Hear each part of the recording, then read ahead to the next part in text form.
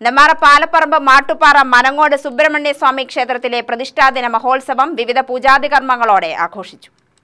കാലത്ത് ഗണപതി ഹോമം, ക്ഷേത്രശുദ്ധി, വാസ്തുപുണ്യാഹം, ഉഷപൂജ, കലശപൂജകൾ എന്നിവ നടന്നു.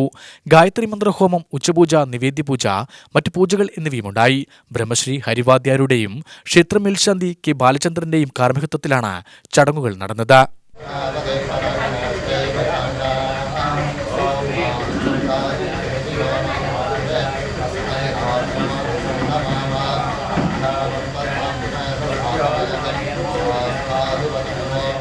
പതിനൊന്ന് മണിക്ക് നടന്ന പ്രസാദൂട്ടിൽ നിരവധി ഭക്തജനങ്ങൾ പങ്കുകൊണ്ടു.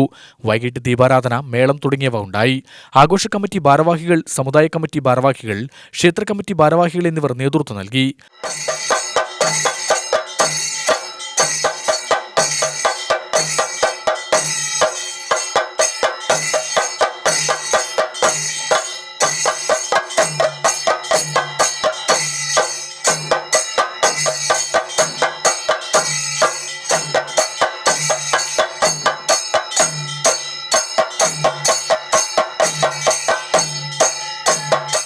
ഫെബ്രുവരി 5-ന് ക്ഷേത്രസന്നിധിയിൽ തൈപ്പൂയം കൊടിയേറും.